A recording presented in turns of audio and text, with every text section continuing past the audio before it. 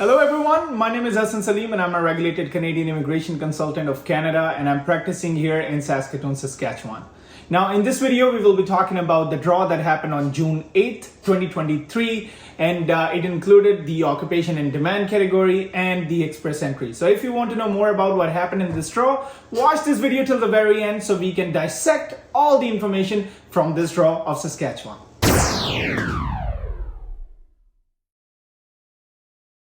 Welcome back to the SHS Immigration Services channel. If you haven't subscribed to my channel already, this is the perfect time to subscribe so you don't miss out on all the latest videos that I post on this amazing channel. Sorry for being just a little late. I know the draw happened a couple of days ago. I was really busy with some of the files and the work that I do, so I was not able to make a video earlier, but here I am making this video for all you guys so we can talk about what happened in this draw. Like every single time Saskatchewan does a draw, that makes me excited. That really makes me happy. First of all, this is my province where I am based, but it is also a province where a lot of people are immigrating to, and a lot of people, or a lot of inquiries in fact from a lot of people are for Saskatchewan. So if you are an aspiring candidate for Saskatchewan, this video would be really helpful, or in fact any draw that happens, you don't even have to watch this video. You can always check out the draws and kind of do your own research as well. That's what I suggest. But again, if you are someone like me who likes to listen and find out what's going on and how I can help you to become successful or maybe immigrate to Canada or Saskatchewan, I'll be more than happy to do that for you. Well, if you are looking for any consultation though, I do charge for consultation fee, and I'll be more than happy to do a paid consultation session with you guys. Now, June 8, 2023, the last draw that happened was May 18, so almost 2 to 3 week gap, which has been the case recently with Saskatchewan. I remember the times for quite some time they've been doing the draws for like after 2 months, and people have been waiting for the draws. But recently, you might have heard the news that they're increasing the quota of people who would be immigrating to Saskatchewan under the provincial nominee program. So that's why we are seeing more draws happening in Saskatchewan.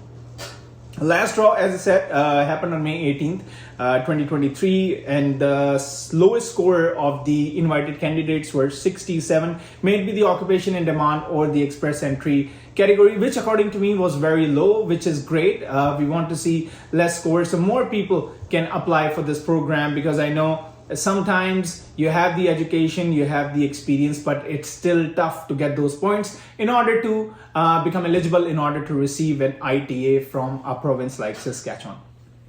Now, one thing that I was really happy to see in this particular draw, first of all, the score was 69. It was 2 points more than the previous draw, which is higher than before, but still lower than what it has been in the past.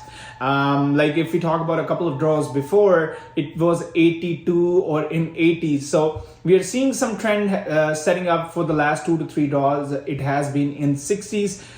If I have to be very specific, on May 18th, it was 67, and then May 3rd, that was 68. And even before that, on April 20th, actually, it was 69. So it's back to 69 this time as well. The total number of candidates that were invited under the occupation in demand were 232, and the profiles which received an ITA under the express entry category were 268. You know, there are 2 categories in which you can apply without a job offer.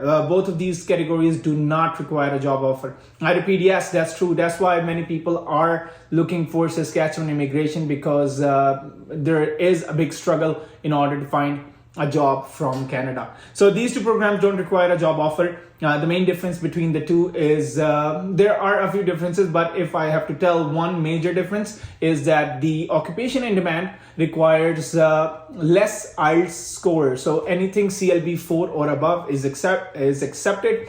As you know, Express Entry requires CLB 7 in order to make your Express Entry profile. Same applies for the SINP, because it is the subcategory of the Express Entry. You need CLB 7 or more. So let's talk about the thing that I was telling you guys, that really made me excited. You might have seen my post on Instagram. So if you are not following me yet on Instagram, Facebook, or this YouTube channel, make sure you subscribe to my all social media accounts so you don't miss out on any of the information. So the first thing was 11202. So this NOC is something I've been really waiting for. One of my clients who has been waiting to get an ITA for a long time finally received an ITA under this NOC because it was not coming for a long time. Like, it did come, but the score was really high. So obviously the client did not qualify for it.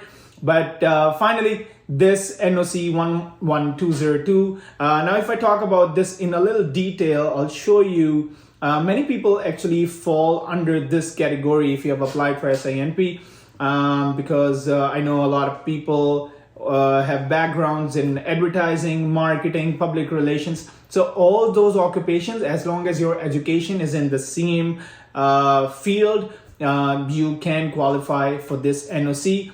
There are lots of index of titles you can always check out. There are lots of job titles that kind of go under this NOC: marketing specialist, media events coordinator, press secretary, literary agent, fundraiser. So you can check out at your own leisure time. So that was one. And the other NOCs that were different than ones we have had before was the next one, 12013. Let me show you what that one is. So if you go back here, 12013, that is supervisor, supply chain tracking, scheduling, coordination. So if you want to see like what kind of titles this NOC can have, inventory control supervisor, logistics supervisor, team leader. So the idea is there were a few NOCs which were different than what we have seen in the past, which means different kind of people get invites as compared to the ones which have been getting the invites for quite some time now. Like, we are seeing a lot of developers, software engineers, electrical engineers. This time we also had a mechanical engineer NOC.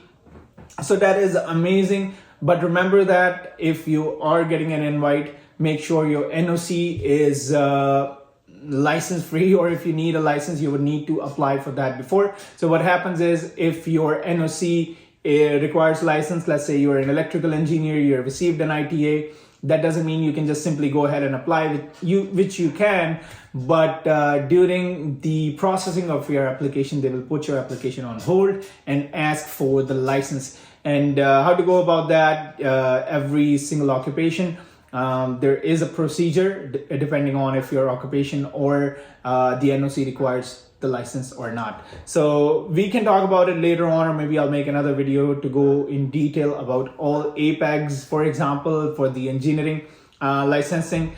But yeah, that was the thing that made me excited, different kind of NOCs as compared to before.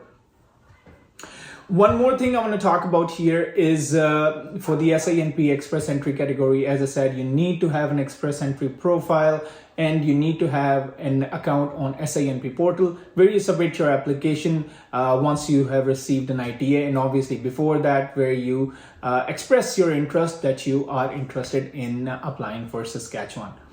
So this was the draw for June 8, 2023. We will hopefully see more draws happening, more people coming to Saskatchewan or overall Canada in different provinces. And if you would like to get more information, you can reach out to me for a paid consultation as well. This was all from my side. Hopefully you learned something new in this video. Even if you did not, please suggest me how I can make this channel better, or how can I make my videos better, and I'll be more than happy to take the criticism or constructive feedback from you guys. Reach out to me again. My social media accounts are right here for you to get in touch with.